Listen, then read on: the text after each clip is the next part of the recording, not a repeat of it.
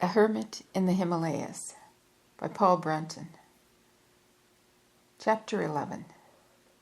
If one of my more serious friends were to intrude during this period of my Himalayan hermitage and enter my room, he might lift more than one eyebrow in surprise at a certain object which hangs upon the buff distempered wall above the mantel shelf.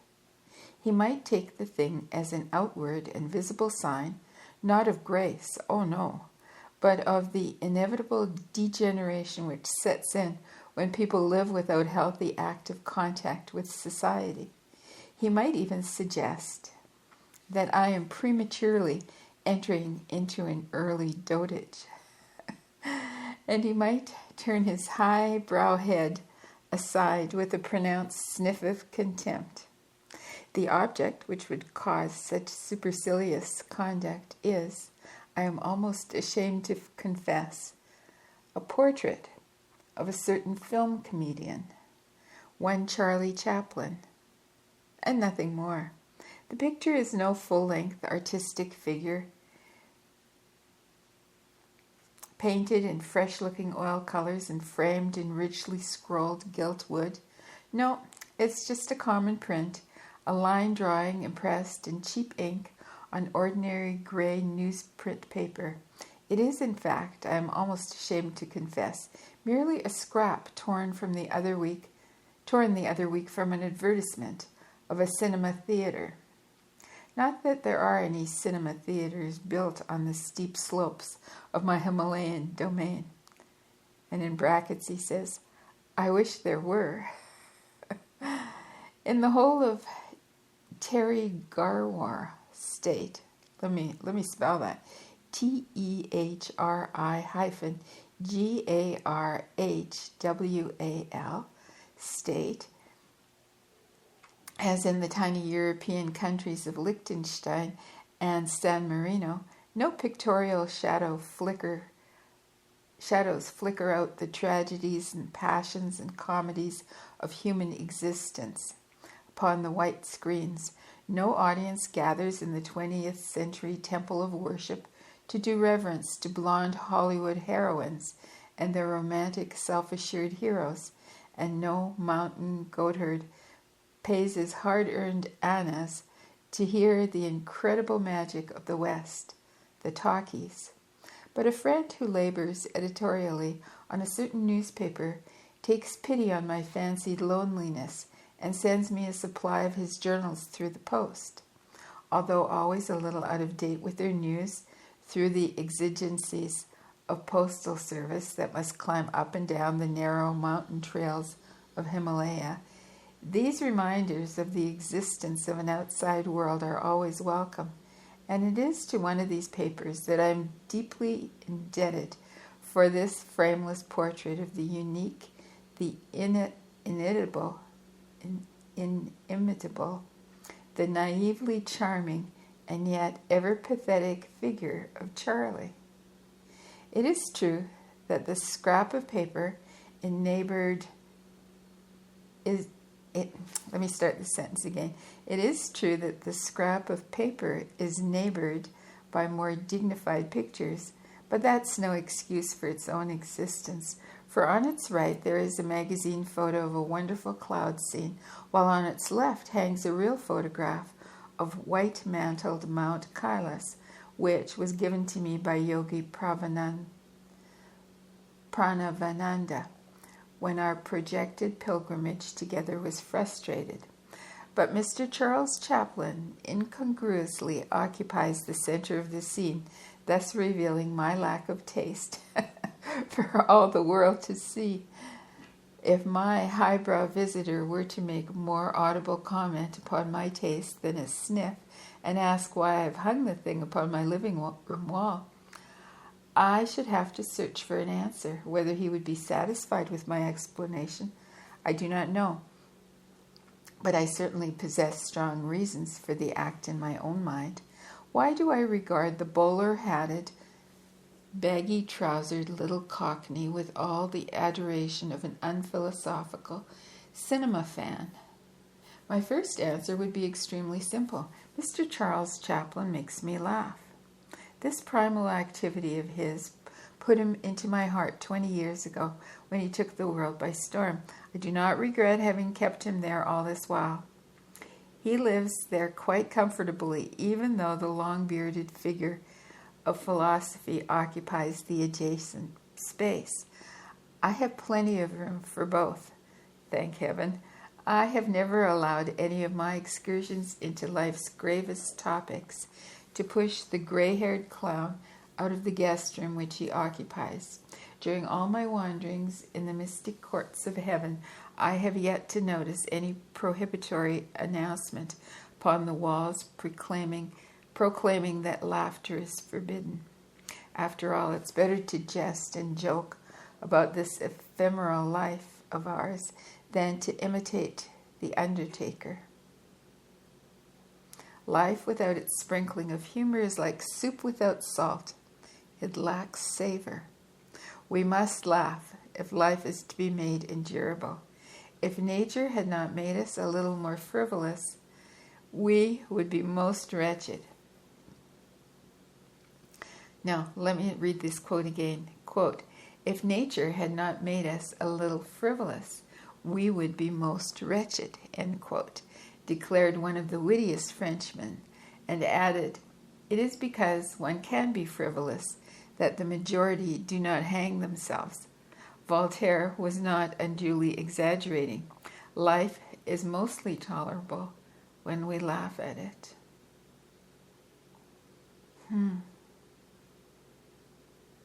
My second answer would be that Chaplin arouses my sympathy. When this timid, nervous figure shambles along the road, apparently suffering from a permanent inferiority complex, I feel sorry for him. I see millions of other shy men typified in his person, men whom the accident of birth has unfitted for the awful struggle of competitive existence, and who consequently shuffle through life as pathetically as Chaplin shuffles through his pictures. I feel sorry for them all.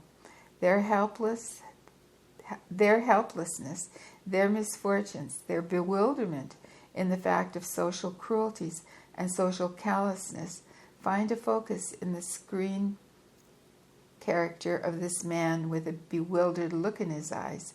We find ourselves in our cinema heroes, it is said, and maybe I recall in him the same besetting sense of inferiority with which I had to battle before I realized that the world was not worth taking at its own valuation. Thirdly, I might point out that Chaplin and I possess a great deal in common. Our professions, for instance. He, as a comedian, tries to show people a way of escape from worldly reality. His particular way of escape is laughter. I, as a superficial, unacademic philosopher, try to show people a way of escape from worldly reality too. My particular way is mental quiet. Humor is a mysterious quality which the gods have given to fallen mankind as a soporific substitute for the divine exaltation it has lost. It provides an excellent way of liberating oneself from the dismal effect of misfortunes, from drab environments, from unpleasant realities and persons, and above all from one's personal ego. The man who can laugh at himself has, to that extent, acquired some degree of impersonality. The spiritual philosopher aims at precisely the same effects. He too seeks to liberate himself from all these things. His method alone differs. He merely quietens thought, for he knows that a thing cannot hurt until it is allowed to intrude among his thoughts. In any event, I would not give my scornful visitor more reasons than these three. If I, in common with many millions of other people, regard Chaplin with real affection, I need not be ashamed of sticking his portrait on the wall. His popularity is somewhat phenomenal. His name carries with it the international interest of high politicians. His name carries with it Oh, excuse me just a minute here. Let me read that sentence again. His name carries with it the international interest of a high politician's. I do not know how many millions of people look forward to his pictures as I do. My wanderings have made me miss more than one, alas. When he visited Paris, the French went mad about him, while a cabinet minister publicly pinned a decoration of honor on his coat. In the larger cities of Asia, he is as renowned and as beloved as in the automobile-filled cities of the United States. The Russians hold him enthusiastically in as high esteem as they do any of their communist commissars. For he speaks a universal language which men of white, brown, yellow, and black skins understand almost equally well, the language of humor and of pathos. His little toothbrush mustache, his comical cane, his big shapeless boots, and his funny clothes are world-renowned. His clowning is priceless. Those inimitable postures, those gestures of melancholy resignment, that forlorn, battered, tramp-like figure, that naive, childlike character, all endear him to us. That astonishingly awkward gait of his comes from the realm of inspiration. He learned it from an old London horse cab whose bad feet necessitated his wearing boots of an abnormal size and caused him to move along the street in a ridiculous manner. His dignified gravity mingles with the ludicrous childishness. The merriment, the laughter, the foolery arise out of the simple situations which he invents and which are far removed from the stale and ancient formulae of unsuspecting, falling down street manholes and having sticky custard puddings flung pat upon one's face. This tramp, with shiny, creaseless trousers, yet with whimsical self-respect, is often solemn, yet never dull. The artistry, the construction, the production, the direction, the detail of his films are all perfect. One can see here that Chaplin is far more exacting about his own work than the critics themselves. He is not merely an artist alone, but a man tortured by the quest of perfection which haunts true genius. The dumb show of pantomime is more telling in his hands than all the verbal expressions of other actors. After all, primitive men understood each other by means of sign and gesture for many ages before they learned how to talk in sounds and words. Silent acting is thus among the most ancient of the arts. Chaplin's unmoving lips are more eloquent than speech, and if ever he begins to talk on the screen, I fear for the result. His dumb show is far better than his conversation could ever be. Let us hope that this frail figure, in its tight-fitting, ludicrous frock coat, will never break its muteness, which is more attractive than the bright sallies of others. Yet I am afraid the talkies are too irresistible and will conquer him yet. May heaven help him to preserve his silence, for financially it will be his best move. The Asiatic and the African, who now comprehend his pantomime gestures, will fail to comprehend his words once he begins to talk. That will bring dissatisfaction into their minds, and with all the beginning of their hero's downfall. His motto artistically would ever be the old tag, silence is golden, speech is silvern. It is strange and symbolic that the year of his birth also saw the birth of Edison's kinetoscope, which was the forerunner of the modern motion picture camera. Chaplin's rise to fame was almost as miraculous as his acting. A single turn of fortune's mysterious wheel brought him, a little flushed and dazed before 2 continents within a few months. From being an obscure actor's son, he became the chief clown to this planet.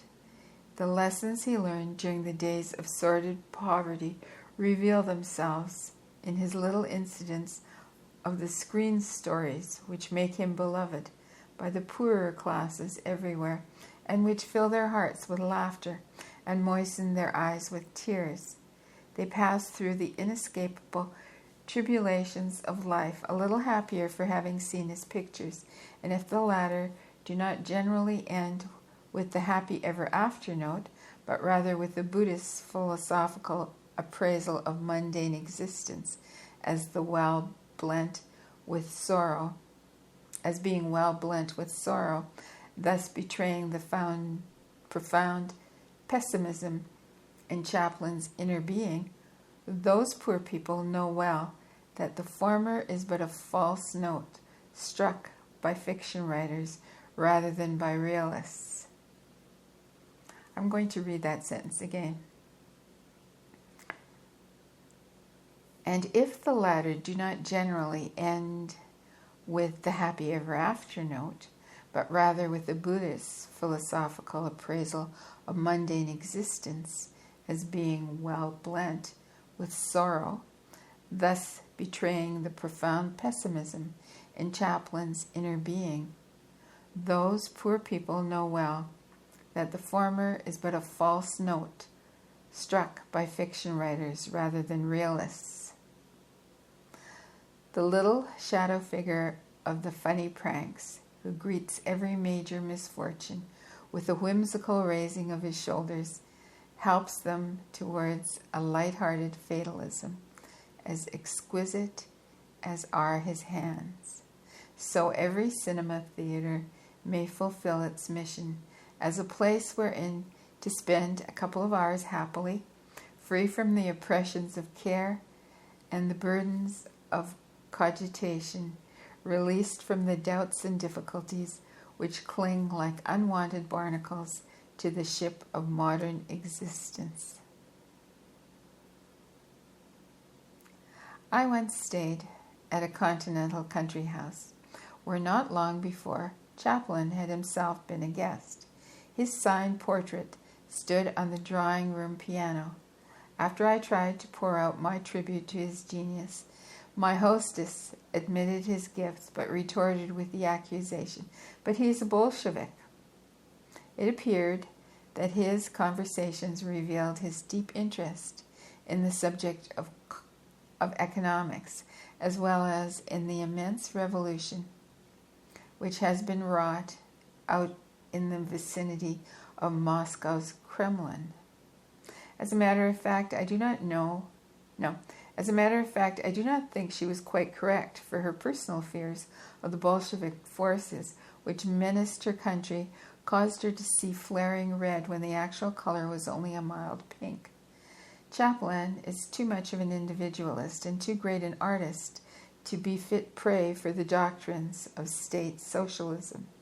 The evidences of his individuality, his strength, and his uniqueness are shown by the fact that, whereas almost the whole moving picture world has submitted to the supremacy of talkies, he stands away alone and keeps the flag of speechless films still fluttering. But whatever his political views, whatever his economic views may be, his simple, unpretentious manners, his sensitive, modest disposition in private life tells us plainly that he has not been spoiled by success upon the fevered heights of Hollywood, as so many other actors often are. Alas, that life without love is incomplete. Man and woman need one another. We are not disposed to enter the chill arena of celibacy. Unfortunate in marriage, though he has been, the fault lay neither in him nor in his wives, when 2 decent people, who might have gone on well enough with other persons, are yoked in matrimony, without understanding whether they are suited to each other. The painful discovery of their disparity usually brings out what is worst in the characters of both, free them, and they become decent once more. I have thought more than once about the reasons given by Chaplin's first wife on behalf of her suit for divorce. He was a man of strange moods, she complained, who wandered down to the seashore and stayed there alone for hours. He was a silent man, indulging in overmuch thought. He was a solitary, who frequently tramped away from society into the Californian hills. They were married but not mated. Men marry in haste for women to repent at their leisure. Mrs. Chaplin, poor creature, was too young in body and soul to understand that if Charles's genius was to survive, he had to do these frowned upon things. He had to practice solitary self-communion. If divorce had not come, his work would have suffered, and Chaplin, like several other geniuses, would have had to live on the memory of his past greatnesses, on his past reputation. His withdrawn moods and his taciturn silences were the price of his genius. When the bond of matrimony becomes a heavy, clanking prison chain, it is sometimes the hour to pack one's boxes and depart. At other times, the hour to learn the difficult yet divine lesson of personal renunciation. Genius walks into marriage at its own peril. Thomas Burke, B-U-R-K-E, the novelist, once observed, "Chaplin is the loneliest, saddest man I ever knew." Why? The reason is not far to seek. Charles Chaplin is an unconscious, spiritual hermit, a potential yogi.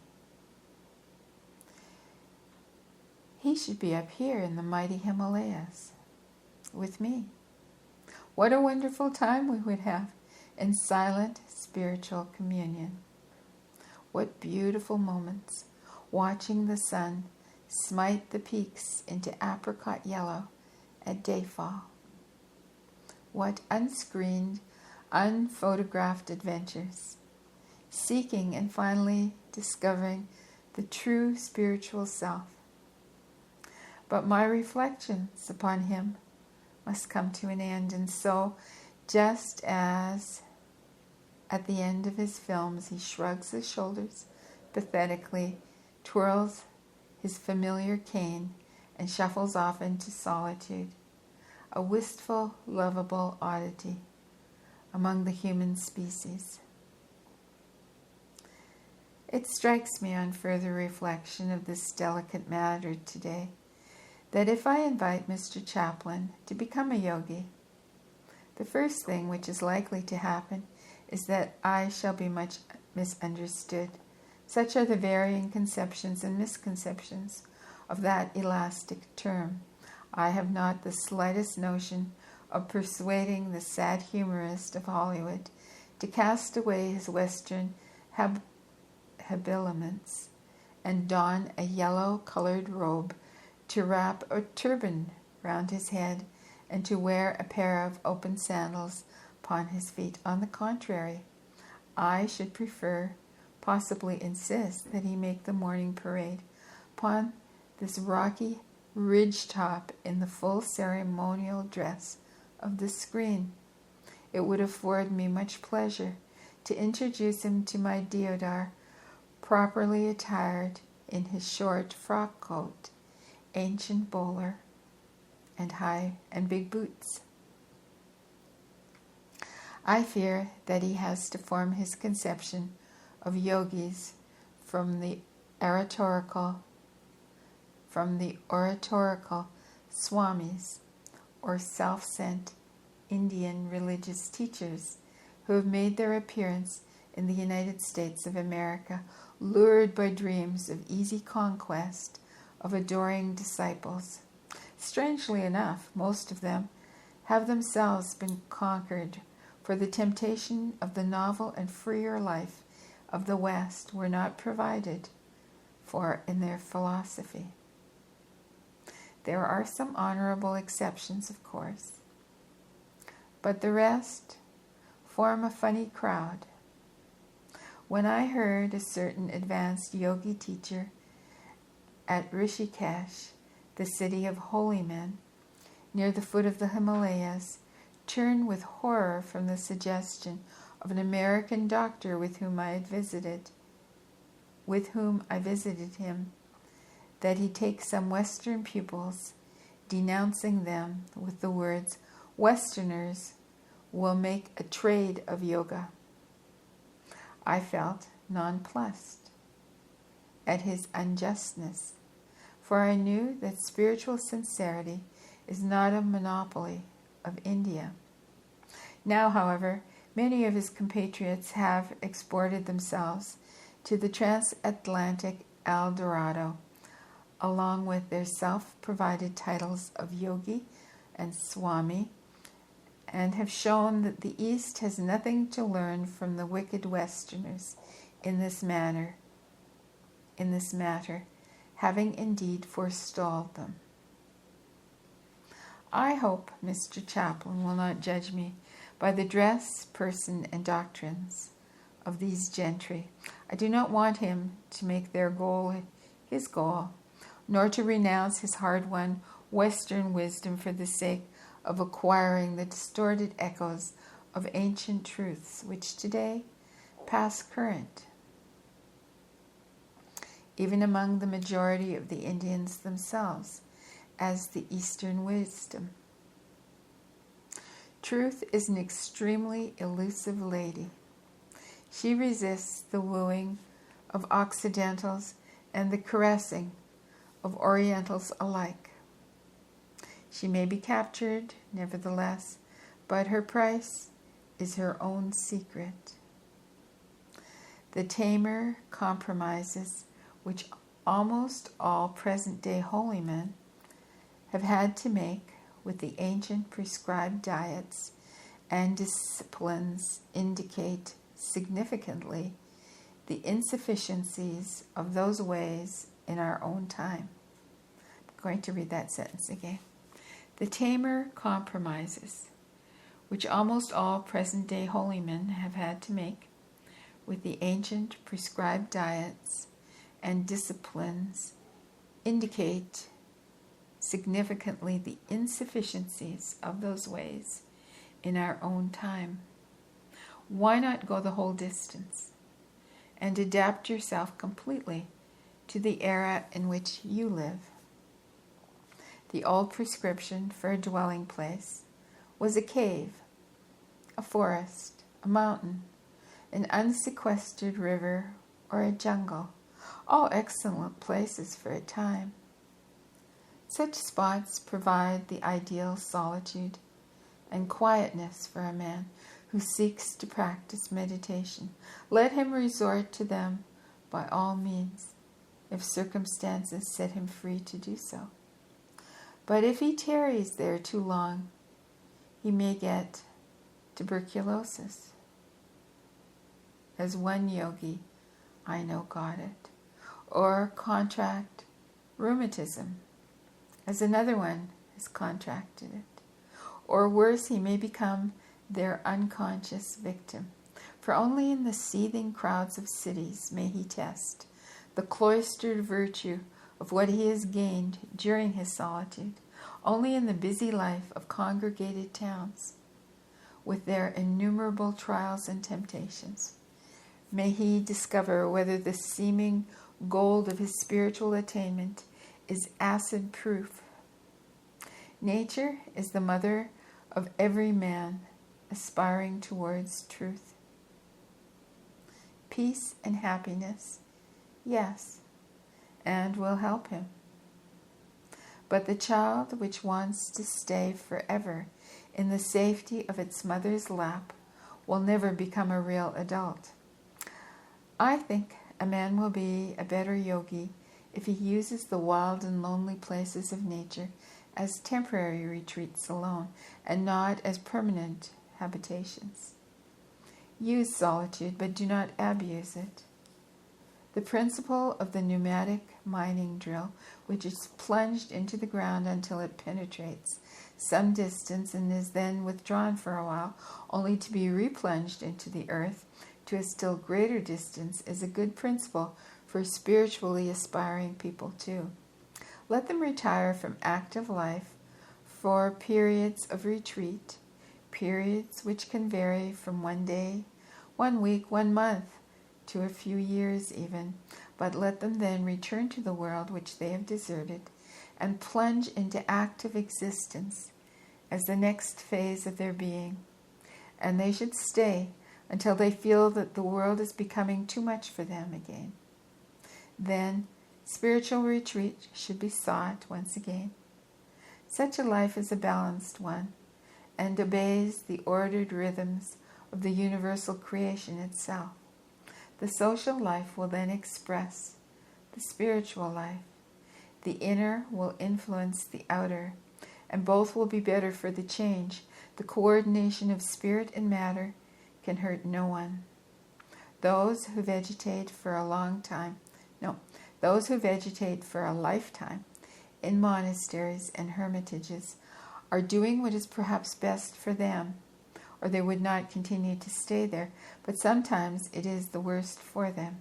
In several cases, their fancied spiritual growth would disappear like pollen blown by the wind, were they to put themselves to the test of city life. The more intuitional and the more intellectual among them would be wiser to seek an integral freedom by using the world from time to time as springboards on which to try their diving capacity. I would appreciate the wonderful inhabitants. We would appreciate the wonderful habitations which man has constructed no less than the beautiful regions which nature has called forth out of the primal chaos. It is not by abandoning false environments that we make our highest progress, but by abandoning false thoughts. The real place where all our troubles start is in the mind. Whether it be a Park Avenue apartment in New York or a solitary tent in the wild Central Asian desert, I am ready to take either as my temporary home, if needs be. I can enjoy both, yet leave either of them without a qualm, for I know well where my true home lies. It is not here. It is in the over-self. So Mr. Chaplin, whilst the old hermits tended to go to unnecessary extremes, we shall do what is better for ourselves, preferring comfort and convenience. We can do yoga more efficiently with all the latest modern comforts than with all the oldest discomforts, just as artists can do better work in painting and literature when well-fed and freed from financial harassment than when they have had to subsist on bread and cheese alone and be harried by creditors. For we too are to be artists in our practice of mental quiet. Another point on which there will be much misconception about my call to you to become a yogi is that of sex. They will tell you, these swamis, that it is essential to become absolutely chaste, to renounce all women as being in unconscious league with the devil. They will tell you not to marry if you are single, or to leave your wife if you are married, or to live with her as brother and sister if you cannot cast her aside so lightly. That is their yoga, the path they have elected to follow. Let them follow it by all means, as it evidently suits them. But do not let them impose it upon you with the ancient dogma that there is no other way to the kingdom of heaven save that of strict celibacy.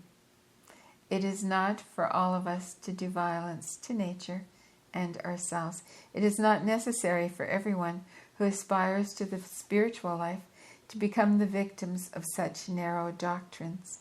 It is not the fiat of the deity that all shall torture themselves by unsuccessful efforts to drive off the besetting attentions of what is, after all, a purely natural function. Sex is not a separate thing, nor an evil one, added as an afterthought by the creative forces in order to ensnare us. The notion is atrocious as it is absurd.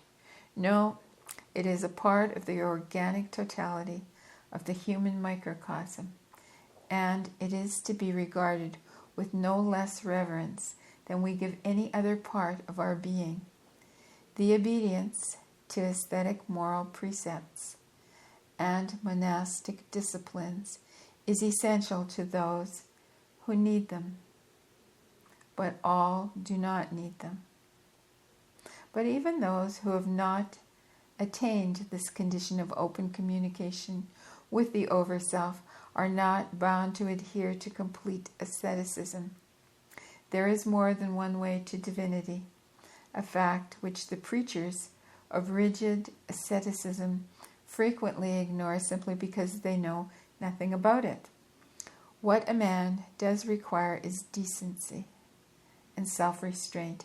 He needs to remember that the body has its own hygiene which must be observed for health's sake, but does not require conflict and self-immolation. Many of the aesthetic rules were given to former ages when social conditions were very much different from what they are today. What is the use of demanding that everyone should obey injunctions which were specifically intended for centuries now in their grave? The old epochs are disappearing into the abyss. Do what we may, we shall not be able to drag them back. It does not concern the body so much as it concerns the inhabitant of the body, the soul. We shall find it not through fussing about our physical organs, but through conquering that which ultimately rules them, the mind.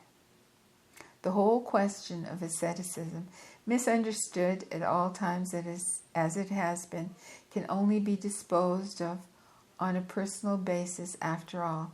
It depends more than most people realize, partly on the peculiar traits of each individual's temperament, partly on the type of life experience which he has had. There are those whom nature and destiny and deity have given a vocation for complete asceticism and world renunciation. My ideas are not for them, and it would be as wrong, as unwise, and as sinful for me to attempt to impose such ideas upon them, as it is for the ascetics to attempt to impose their own upon me. Such persons should profoundly respect the inborn ways which is theirs. Let them be true to their inner voice, and thus they shall achieve their best. For such, the monastery or the hermitage, the forest or the mountain, must be a permanent home. Complete chastity and inexorable celibacy, a lifelong acceptance, and worldly affairs kept at arm's length. I respect, nay, deeply revere such men when I meet them, and find them sincere. But they are necessarily the few. The rest who ape and imitate these great souls do so to their own danger, for the snares of self-deception and the pitfalls of reaction lie in ambush for them. The old man whom I used to see rolling himself in the dust every day around the 8-mile circuit of Arunachala Hill, Arunachala, became for me a powerful symbol. I saw in him the representative of ideas and principles which are today being carried away by the undertaker. He may be, in fact, he is, an exceedingly pious and devout old gentleman. His worship of this sacred spot attests to that. But all that he gains may be gained with less discomfort and more simplicity by simply sitting down anywhere on the hillside and receptively letting its high spiritual vibrations find access to his mind. It may be a silent and unostentatious method, but it will be more effective, less bothersome, and wiser. For somewhat similar reasons, the rules of the practice of yoga are not easily obeyed in the present age. Let me read that sentence again. For somewhat similar reasons, the rules for the practice of yoga are not easily obeyed in the present age. They have been handed down for thousands of years from an age which differed in many things from our own, and whose face and soul were alien to ours. The sensible thing to do is to adapt and readapt such rules to suit our altered times. The old must give place to the new. Had the advocates of yoga shown a more flexible spirit in their past, their science would not have become the abnormality, the curiosity that it seems today, nor would it have disappeared almost completely from the world, as it has likewise done today. These aesthetics float over our heads in some sort of spiritual stratosphere and seem to hold out no hope to the weaker mortals that we are. Aestheticism is not attractive to the modern man. My belief is that it is also not essential. The outer life and the inward spirit can and must be reconciled. He may learn to practice an inward asceticism which will not interfere overmuch with its outward life, but which will very definitely interfere with his heart and mind. Then whatever changes he ought to make in his active existence, he will make freely from inner dictation, from inward authority, and not by blindly obeying an external discipline. I have learned, if I have learned anything at all, that renunciation is really an attitude of mind, that the mere physical gesture of renunciation is futile, where it is not accompanied to some degree by the corresponding inner outlook, and that nature herself being in no hurry, the attempt to achieve perfection and outwit normal physical functions by heroic methods of voluntary abstinence is sometimes unwise and frequently futile. Instead of counseling men to abandon existing habits of action, I would counsel them to abandon existing habits of thinking. Walled round by ancient habits of thought as they are, it's better to overthrow these walls than to spend their energies in fruitless alterations of what they are doing within those walls. All actions, in the ultimate, are the outcome of thought. They are the result either of our realization of truth or of our unconscious mental struggles thereto. And this brings me to a further misconception of the yoga science, Mr. Chaplin. They will tell you also that solitude is to be sought because we must give our whole time to the practice of meditation. Those who can do that are doing an excellent thing. Let them do it. But the mind is not to be conquered so easily as that.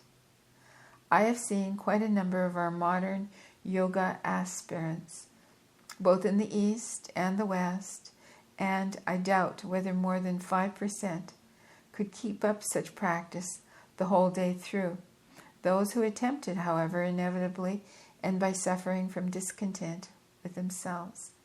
Their unsuccessful efforts produce natural inner conflicts, and the goal of peace is not much nearer. Nature, in the end, drives them finally back to a more balanced existence. How much wiser would they have been? How much unnecessary self-torture would they have saved if they had started from the first with a sane rhythm, with a daily program that allowed so much time for meditation and so much time for active life? The moral is that meditation is only a means to an end, not, as so many people think, a goal in itself. We need not mistake the road for the destination. There is a whole lot more which I could say about meditation, about the ancient ways in which it is practiced, and the modern methods which must supplant them, but I shall desist. They will tell you, perhaps, that the arts are snares, and the intellect is a trap. Perhaps they can be, but they need not be so. They are dangers to narrow men like themselves, but we can turn them into friends. We can use our cultural gifts and enjoy the gifts of others, and the world will be better for it. The real truth is that there is no final virtue in any place per se, nor any superiority in inactivity. No.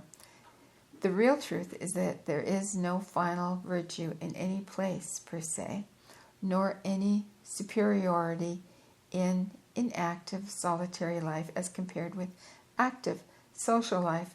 Whoever vaunts one at the expense of the other thereby betrays how little a distance his eyelids have been opened by the great light of the universe. But when men who take the teacher's robe upon their shoulders proclaim the old paths to heaven as being the only paths, and the old ways as being true for all time, I must control the urge to refute their narrowness and await the appropriate time when the inner voice bids me speak. And then I shall reveal how mean a conception they have formed of the broad tolerance, the all-embracing charity, the universal unfolding of the Supreme Father, who is the life and support of all beings, without exception. There is divine light. There is comforting salvation for all of us, no matter who we are or what we do, whether we are old sinners or whether we are new saints. For men hard at work in business offices, as those who are mere dreamers, spinners of gossamer webs, and wholly irrespective of our interest in yoga, religion, philosophy. One day the realization of this truth will ensoul all adult humanity, and then the subtle patterns of divinity shall be outworked on this wobbly old earth of ours.